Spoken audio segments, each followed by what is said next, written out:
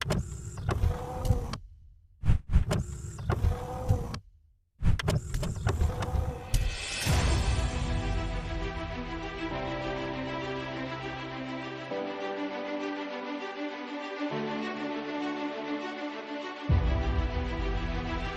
मंत्री राजनाथ सिंह ने आज देहरादून में सैन्य धाम का शिलान्यास किया, जहां शहीदों के घरों के आंगन से लाई मिट्टी के कलश रखे गए। उत्तराखंड में पहले ही 4 धाम हैं, ऐसे में अब इसे 5वें धाम के रूप में माना जाएगा। इस दौरान राजनाथ सिंह ने पाकिस्तान से लेकर चीन पर भी जमकर निशाना साधा। राजनाथ सिंह ने मोदी सरकार के कामकाज को भी सामने रखा। इस दौरान उन्होंने जनरल विपिन रावत को भी याद किया और कहा कि सैनिक धाम का मुख्य गेट जनरल विपिन रावत की याद में बनाया जाएगा। आज रक्षा मंत्री राजनाथ सिंह ने उत्तराखंड में 5वें धाम सैन्य धाम का शिलान्यास किया। रक्षा मंत्री राजनाथ सिंह ने सैन्य धाम में शहीद परिजनों का सम्मान किया। इस दौरान रक्षा मंत्री राजनाथ सिंह ने कहा कि प्रधानमंत्री मोदी ने आज से 4 साल पहले कहा था कि उत्तराखंड में 4 धाम है, एक 5वां धाम सैन्य धाम होना चाहिए। यह जो काम शुरू हुआ है जल्दी से जल्दी पूरा होना चाहिए। उत्तराखंड वीरों की धरती है, यह शौर्य पराक्रम की भूमि है।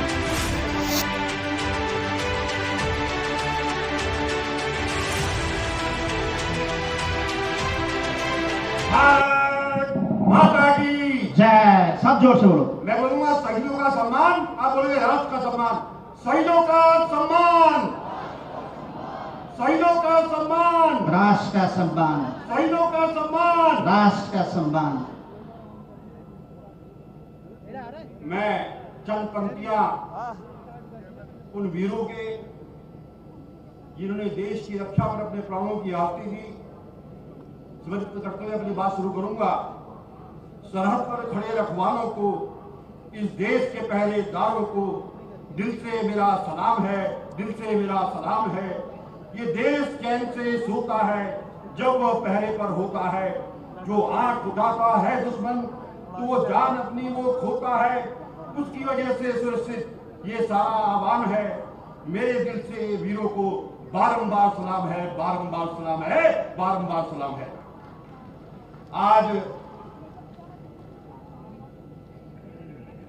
देश के प्रधानमंत्री नरेंद्र मोदी जी की परिकल्पना और मेरा ड्रीम प्रोजेक्ट सैन्य धाम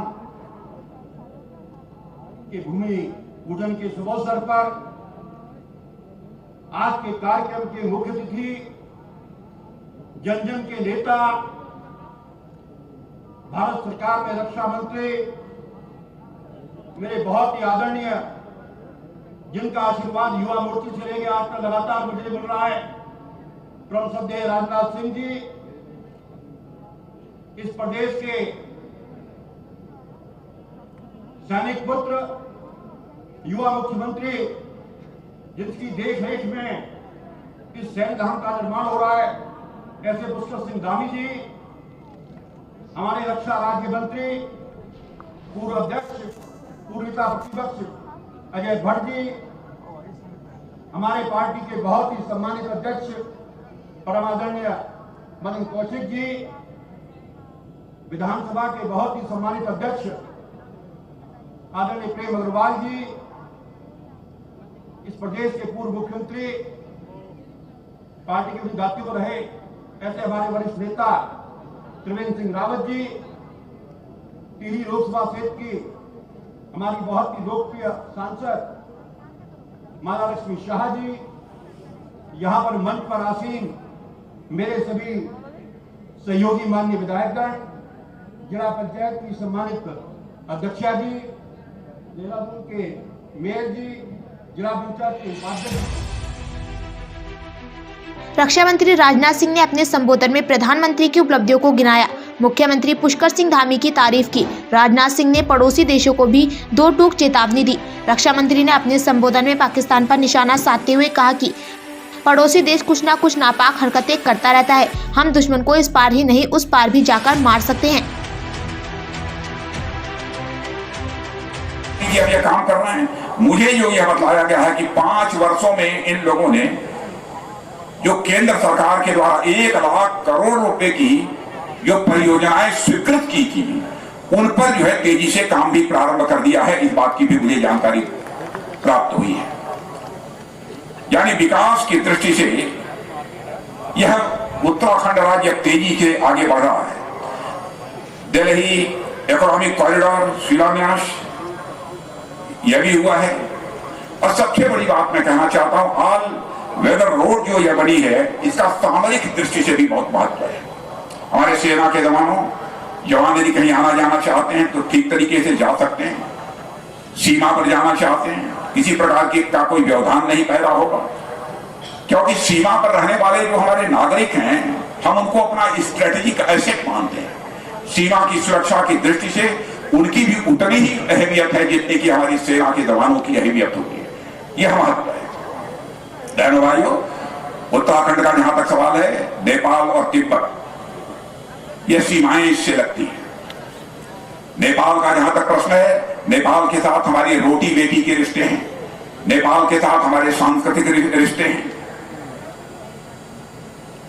लेकिन मैं यह जानकारी आपको देना चाहता हूं कि कुछ ताकतें ऐसी हैं जो भारत और नेपाल के रिश्ते को खराब करना चाहती हैं। लेकिन मैं सरकार का प्रतिनिधि होने के नाते बतलाना चाहता हूं बहनों भाइयों कि चाहे जो कुछ भी हो जाए, हमको शीश झुकाकर क्यों न रहना पड़े, लेकिन अपने पड़ोसी नेपाल के साथ अपने रिश्ते को हम कभी टूटने नहीं देंगे। अपने रिश्ते अपने नेपाल के साथ हम कभी बिगड़ने नहीं देंगे। मैं समझता हूं इतना ही इस संबंध में कहना पर्याप्त होगा। तिब्बत के राजनाथ सिंह ने तमिलनाडु में हुए ओमी हेलीकॉप्टर हादसे में घायल ग्रुप कैप्टन वरुण सिंह के निधन पर दुख व्यक्त किया। कहा कि वह भी हमारे बीच नहीं रहे, उन्होंने उनके प्रति श्रद्धांजलि अर्पित करता हूं। बड़ी है। आज के कुछ वर्षों पहले ऐसे हालात थे कि अंतर्राष्ट्रीय मंच पर भारत कुछ बोलता था, जितनी गंभीरता पूर्वक उसकी बातों को सुना जाना चाहिए उतनी गंभीरता पूर्वक नहीं सुना जाता। लेकिन आज अंतर्राष्ट्रीय मंच पर भारत कुछ भी बोलता है, उसे बहुत ही गंभीरता पूर्वक सुना जाता है और दुनिया के देश उसकी बात को मानते ही हैं। और यदि यह सब कुछ जो हुआ है बहनों भाइयों, तो सरकार ने जो महत्वपूर्ण फैसले लिए हैं उसके परिणाम स्वरूप हुआ है। हम देश में बुनियादी ढांचों का भी तेजी के साथ विकास कर रहे हैं। मैं अभी हाल की ही एक योजना की चर्चा आप सबके सामने करना चाहूंगा। प्रधानमंत्री ने एक गति शक्ति मास्टर प्लान का भी हाल में उद्घाटन किया है। आपको जानकर यह खुशी होगी, 1 लाख, 10 लाख, 15 लाख, 20 लाख करोड़ रुपए का वो यह गति शक्ति मास्टर प्लान नहीं है, बल्कि 100 लाख करोड़ रुपए का यह जो है गति शक्ति मास्टर प्लान, जिसका उद्घाटन हमारे प्रधानमंत्री ने किया है, ताकि हम देश में बुनियादी ढांचों का तेजी के साथ विकास कर सकें। देश में हम रोड कनेक्टिविटी को बढ़ा सकें, रेल कनेक्टिविटी को बढ़ा सकें, एयर कनेक्टिविटी को बढ़ा सकें और इसके अतिरिक्त भी बहुत सारे ऐसे इंफ्रास्ट्रक्चर से संबंधित जो चीजें हैं, हम उनके लक्ष्य को जल्दी से जल्दी हासिल कर सकें। इस दृष्टि से 100 लाख करोड़ रुपए की एक महत्वाकांक्षी यह योजना हमारे प्रधानमंत्री जी के द्वारा बनाई गई है। बहनों भाइयों, यह कोई छोटी बात नहीं है। पिछले 5 वर्षों में उत्तराखंड में विकास हुआ है, इस सच्चाई को कोई नकार नहीं सकता है। राजनाथ सिंह ने कहा कि पहले अंतर्राष्ट्रीय मंच पर भारत की बात को गंभीरता से नहीं लिया जाता था, अब लिया जाता है। कहा कि पीएम ने गति शक्ति मास्टर प्लान का उद्घाटन किया, जिसकी लागत 100 लाख करोड़ है। इससे देश में इंफ्रास्ट्रक्चर मजबूत हो सकेगा। पिछले 5 सालों में उत्तराखंड में विकास हुआ है, इसे कोई नकार नहीं सकता।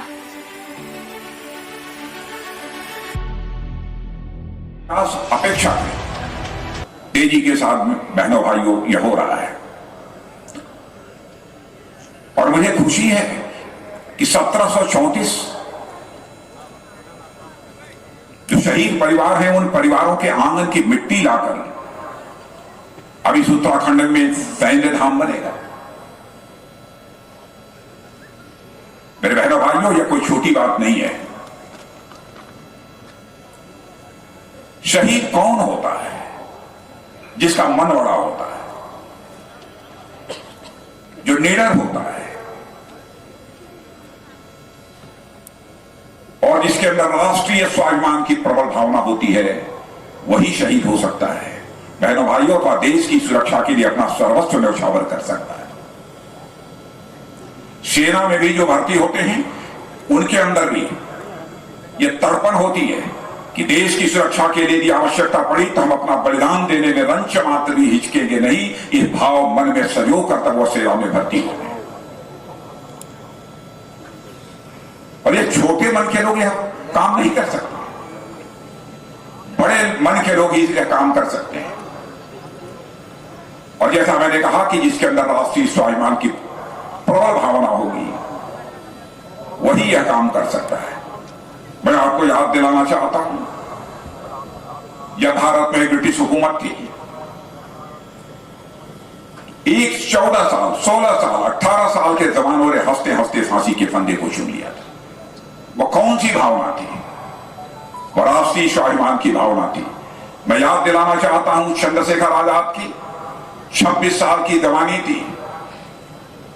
उन्होंने इसी इलाहाबाद के कंपनी गार्डन में अपने रिवॉल्वर की गोलियों से अपने दुश्मनों को भूनते भूनते जब रिवॉल्वर में अंतिम गोली शेष बची थी तो चंद्रशेखर आजाद को इस बात की चिंता सताने लगी थी कि कहीं विदेशियों की रिवॉल्वर की विदेशी गोली हमारे जिस्म में प्रवेश कर हमारे जिस्म को नापाक न कर दे। इसलिए राष्ट्रीय स्वाभिमान के धनी चंद्रशेखर आजाद ने अपने ही रिवॉल्वर की अंतिम गोली अपने सीने में दाग लेने का काम किया था, तब जाकर यह भारत आजाद हुआ। यह होती है राष्ट्रीय स्वाभिमान की भावना। देवभूमि उत्तराखंड में 5वें धाम के रूप में सैन्य धाम बनाया जा रहा है। 50 बीघा भूमि पर सैन्य धाम को 63 करोड़ रुपए की लागत से बनाया जाएगा। सैन्य धाम निर्माण के लिए प्रदेश के 1734 शहीद सैनिकों के आगन से कलश में मिट्टी लाई गई है। राजधानी देहरादून के गुनियाल गांव में सैन्य धाम का निर्माण होने जा रहा है। इसे उत्तराखंड के 5वें धाम के रूप में भी माना जाता है। सैन्य धाम निर्माण के लिए 15 नवंबर को गढ़वाल मंडल के सावाड़ गांव और कुमाऊं मंडल के मूनाकोट गांव से शहीद सम्मान यात्रा शुरू की गई थी, जिसके बाद यहां से शहीदों के आगन की मिट्टी एकत्र की गई। 5वें धाम सैन्य धाम में द्वितीय विश्व युद्ध से लेकर अब तक उत्तराखंड के जितने भी सैनिक शहीद हुए हैं उन सबके चित्र लगाए जाएंगे। इसके साथ ही उन सभी के बारे में जानकारी भी दी जाएगी। इसके अलावा सैन्य धाम में light and sound system, tank, जहाज के साथ ही अन्य सैन्य उपकरण भी रखे जाने हैं। उत्तराखंड के पूर्व मुख्यमंत्री त्रिवेंद्र सिंह रावत ने कहा कि प्रधानमंत्री नरेंद्र मोदी ने उत्तराखंड में 5वें धाम की परिकल्पना की थी, अब उसे साकार किया जा रहा है। वहीं पूर्व मुख्यमंत्री त्रिवेंद्र सिंह रावत ने कहा कि प्रधानमंत्री की परिकल्पना को अब मुख्यमंत्री पुष्कर सिंह धामी साकार कर रहे हैं और इस दिशा में आगे कदम बढ़ाया जा रहा है। आज रक्षा मंत्री राजनाथ सिंह ने भूमि पूजन किया और अब जल्द ही उत्तराखंड में सैन्य धाम का निर्माण शुरू हो जाएगा। अगले 2 साल में सैन्य धाम का निर्माण पूरा हो जाएगा।